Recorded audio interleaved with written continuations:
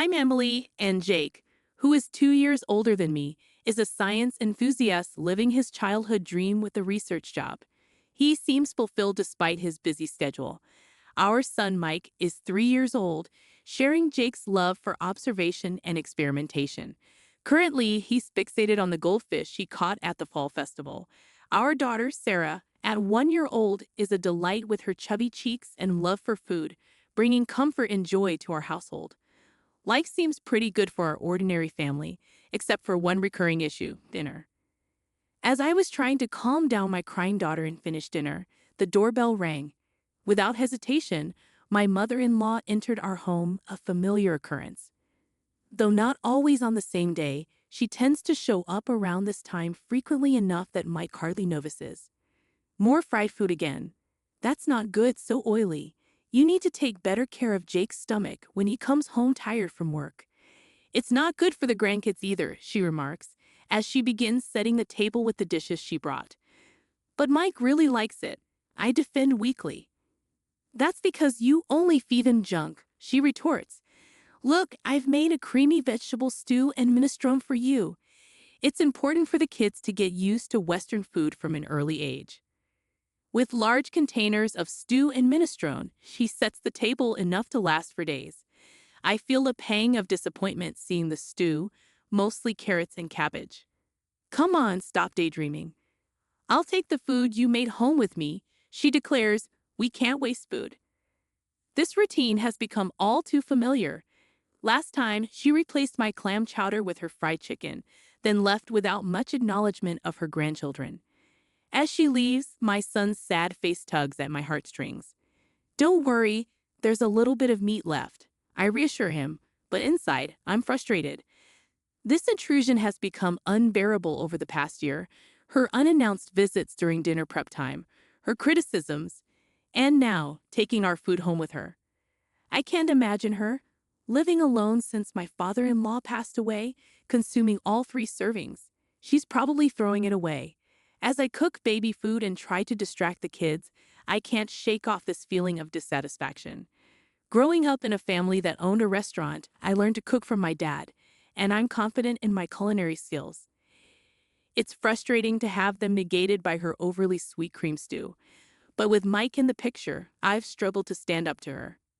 Jake arrives home after the kids have gone to sleep, making a face at the sight of dinner, realizing that only Mike's share of fried chicken remains. I serve Jake a large platter of the cream stew, feeling resigned to the fact that it's what my mother-in-law always brings over. What can I do? If you don't like it, you tell her. I mutter, hoping for some support. Yeah, I guess, Jake replies, poking at the stew without much enthusiasm. He's always been non-committal, especially when it comes to confronting his mother. She shows up without considering Sarah's nap time, and even takes away Mike's favorite foods right in front of him. Well, she's lonely since Dad died, Jake offers, as if it's an excuse. That was 2 years ago. How much longer do I have to put up with this? I vent, feeling exasperated. Jake is usually reliable, but he avoids confrontation when his mother is involved. Another pointless conversation passes, and I let out a deep sigh. The only silver lining is that she hasn't suggested moving in yet. But then, tired of the same old routine, my mother-in-law says something unexpected during her usual dinner drop-in. As usual, Emily, this Christmas everyone's gathering at our place, she announces, her tone arrogant as ever. What? After your father passed away last year, we couldn't really do anything, right? I protest, feeling skeptical about her sudden change of heart. We've been relying on relatives from Dad's side since the funeral, so I'm inviting them to our home as a way of saying thank you. She explains, as if it's the most natural thing in the world. Sounds exhausting. I reply, my enthusiasm lacking. I wonder how she plans to host people, especially when we've always gathered at her brother-in-law's or her own childhood home for Christmas and family reunions. She frowns at me, treating me as if I'm beneath her. You're not just a bystander here. You'll be helping too, she declares, expecting my compliance. What? Come over on the 24th and help clean up, she orders, stunning me with her audacity. Before I can object, She suggests using a baby carrier for Sarah, as if it's a simple solution. But you're also in charge of the full-course Christmas meal. Don't you dare repackage store-bought food or cook anything that tastes bad. I don't want to be embarrassed, she warns, leaving me speechless. You can't be serious, I murmur, feeling overwhelmed by her demands. I'm thinking of inviting your dad's relatives on one day and my sister's family and our daughter on another. My mother-in-law muses, her tone suggesting a busy holiday ahead. Despite her complaints, I sense a happy aura emanating from her. Hold on, the one who's going to be busy is me, not you, she adds, reminding me of my duties as the daughter-in-law of this family's eldest son. Do your duty properly, Elle, she concludes, satisfied with her instructions, before leaving the meatloaf and heading out, leaving me stunned and my surprised son behind. She doesn't forget to pack the shrimp gratin that just needs to be baked. That night, when I tell Jake about it, he's as bewildered as I am. What? She's planning a party from Christmas Eve, inviting Dad's side of the family when he's not here. I express my frustration, finally losing my temper at Jake's predictable response. His face turns to an unmistakable uh-oh as he goes silent, realizing that this time, it's too much. All right, I'll handle the cleaning and entertaining the relatives. He resigns, his proposal giving me some direction. Really? I'm surprised by Jake's sudden cooperation, finding some relief in his willingness to help. But can you still cook the full-course Christmas meal? He asks, hoping to preserve his mother's reputation intact. Just for this year, let's keep Mom's reputation intact. Plus, everyone in the family loves your cooking, he pleads, staring at the meatloaf left by his mother. It's hard to say no after making a concession. Fine, just for this year. I agree reluctantly, preparing myself mentally for the task ahead. When I inform my mother-in-law that Jake will stay over to help with cleaning, she makes a displeased face, questioning my decision to let the man of the house do such tasks. However, she seems reasonably satisfied seeing Jake bustling around at his parents' home for my sake. And then comes Christmas lunchtime. Emily, is the corn soup ready? Jake asks. I'm preparing the croutons now, I respond, scurrying around the kitchen to get everything ready. You're so inefficient. I'll bring the food myself, my mother-in-law declares, taking over. I'm sorry if you're going to complain, but try preparing a meal for 20 people. It's really, truly exhausting, I lament, finally taking a seat at the party. Jake seems to have put our daughter down for a nap in another room. Though preparing a full-course Christmas meal for 20 people was challenging, it feels good to see everyone enjoying my cooking. However, that feeling of satisfaction doesn't last long. This quiche looks so beautiful. It's like something you'd buy. Someone comments. Thank you, I respond, brushing off the flattery. This carrot slaw is perfectly balanced with the vinegar. The orange scent really freshens up your mouth. Another compliments. That's because Christmas meals tend to be rich, so I made it a bit more acidic, I explained, trying to keep the conversation light. But something's off. Every time someone tries to compliment my Christmas cooking, my mother-in-law interrupts. Something is not right. I realize as the source of this awkwardness is revealed by Sophia, father-in-law's sister. Emily, mother-in-law, is such a great cook, isn't she? Sophie remarks. Excuse me? I respond, confused and dumbfounded.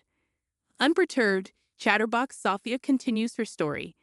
Did Olivia make this entire Christmas feast? That's amazing. I haven't cooked a full-course Christmas meal in ages. I was going to leave it to my daughter-in-law, but she's absolutely terrible in the kitchen, and she never comes by, even when I offer to teach her. What? I'm left puzzled as mother-in-law talks about struggles she's never faced, as if they're a given.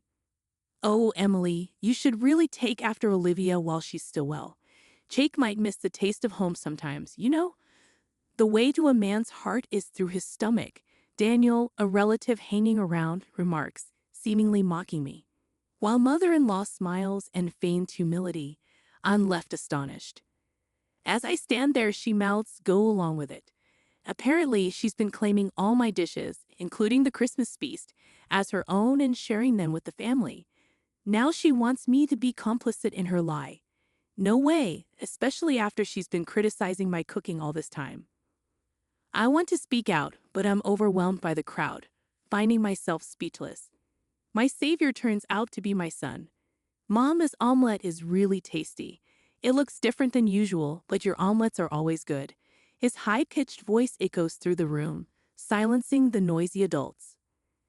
Oh, Mike, this is actually a dish your grandmother made. Sophia tries to cover for my son, probably out of kindness.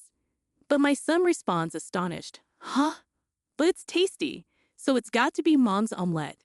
Grandma's omelet is super sweet and gritty. It doesn't taste good, he passionately insists, gesticulating wildly, leaving the adults exchanging puzzled glances. Of course, my mother-in-law panics. Emily, don't teach the child to lie, she chides, but I can't hold back. Excuse me? Who's the one lying here?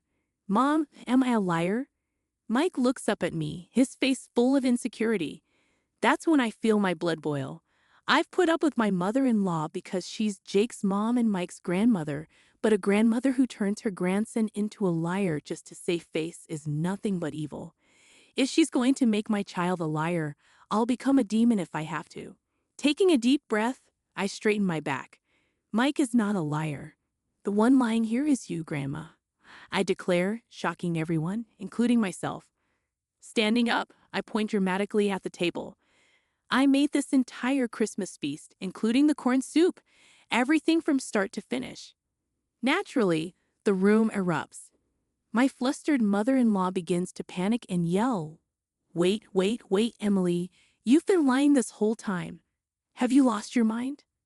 I'm not lying, I assert firmly. Sophia, you said you got the pork belly stew from Grandma, right? Sophia, now pulled into this, looks up at me surprised. Ah, yes, it was delicious. I made that too, huh? You're terrible, stealing credit for Jake's mom's cooking and trying to set her up. You're the worst daughter-in-law, I retort, feeling a surge of anger at my mother-in-law's attempt to take credit for my cooking prowess. Then can you tell me the recipe for the pork belly stew? Mother-in-law demands, caught off guard by my assertion. What can you, She hesitates, then, as if struck by inspiration, she shouts, It's a secret. It's a secret family recipe, so I can't tell you in public. You don't have to give details or measurements, just the basics. Even the relatives who were disgusted by our petty fight start to see who was in the right. Emily, that's enough, Jake's stern voice interrupts, as he appears near the door, having finished putting our daughter to sleep. My mother-in-law clings to Jake, looking like a tragic heroine. Jake, what's up with your daughter-in-law? She's calling me a liar. That's awful, mother-in-law protests, her mouth dropping open. Mom, you're the awful one here, Jake responds firmly. Emily made this entire Christmas feast all day while taking care of the kids. Trying to take credit for it is pretty low. Sophia, the only thing Mom made is that massive bowl of creamy stew over there. Have you tried it? Jake continues, pointing out the creamy stew. Sophia, caught in the middle, looks visibly shaken. Is she recalling how incredibly sweet that stew was? I wonder aloud. Yeah, it was insanely sweet, wasn't it, Mom? She thinks if it's sweet, it's tasty. She's always been cautious about salt and oil, but uses sugar with no limits, so all her dishes taste like a block of sugar. Jake explains, exposing his mother's cooking habits. So the pork belly stew was probably made by my daughter-in-law too. If you got any other dishes from Mom recently, they were likely made by Emily, Jake concludes, shocking everyone with his revelation. Really? Even that meatloaf? That was me. And the mapo tofu and shrimp gratin. That was me, I add, feeling a sense of validation as the truth comes out. Mother-in-law, exposed for all her lies, panics. It seems like she's given up on lying and is now trying to appeal to Jake's emotions. Why? Why are you siding with your daughter-in-law? I'm your mom, she pleads, desperate for support. I didn't want to have to say this either, Mom, but I thought you were just lonely because Dad isn't here, so I've been having Emily put up with you. But this isn't anything but harassment towards her. There's no reason to protect you anymore. Don't see Emily or the kids ever again. Jake firmly dismisses his begging mother as he starts to clean up the Christmas feast. Then he apologizes to the relatives. I'm sorry for the disturbance this Christmas, Emily, Mike. Let's go, Jake says, taking Mike's hand and standing up. Mike glances at mother-in-law. Grandma, where's your I'm sorry? He questions. When you lie, you say I'm sorry, then you get forgiven, right? Isn't that right, Mom? He asks. Mother-in-law clenches her lips tightly, clearly having no intention of apologizing. Seeing this, Jake sighs as if he's had enough. Grandma can't even say I'm sorry, and she's supposed to be an adult. How sad. Let's go home and have Mom's delicious Christmas feast, okay? He says, leading the way. We leave behind a growling mother-in-law and confused relatives, carrying our sleeping daughter and the Christmas feast as we head to my parents' place. Everyone is delighted and eats with joy. This is what I had been striving for, so my heart is full. Of course, Jake apologizes profusely and promises never to let us meet mother-in-law again. Apparently, the atmosphere at my house remains awkward as his relatives disperse, leaving only a soulless mother-in-law and some bland food. The next day, mother-in-law's sister and her husband, as well as Jake's sister, visit as promised. Seeing the bland food, they chuckle and say, "Figures." Apparently, mother-in-law's lack of cooking skills is a well-known fact among her relatives. So you brag about hosting a Christmas feast. I wondered what magic trick you'd pull. Probably just jealous of Emily, who's good at cooking and praised by Jake and Mike, they remark teasingly. Sorry for the inconvenience, they say after hearing the details from Jake. My sister-in-law thanks me for my efforts, and Sophia also calls to apologize. I'm sorry for jumping to conclusions, Sophia says. It turns out Sophia also enjoys cooking, and we bond over a recipe for braised pork belly. The misunderstanding with Jake is cleared up, and I find new friends who share my cooking hobby. I felt refreshed, enjoying a carefree Christmas. Of course, mother-in-law wasn't going to back down that easily, but I'm well prepared. As I'm making cornbread, my phone rings. It's mother-in-law. Excuse me, where are you? It's dinner time. Do your duty as a wife, she demands angrily on the other end of the line. Are you making the same mistake in coming over again? She adds, her tone furious. How dare you? I came here because you didn't apologize. Come home and clear the misunderstanding with our relatives, then I'll forgive you for embarrassing me, she continues. No thanks. You'll be the one left out by the family. That won't be a problem. To begin with, the one who put on airs and got shunned by the relatives was mother-in-law. I retort calmly. I've even made plans to cook with Sophia next time.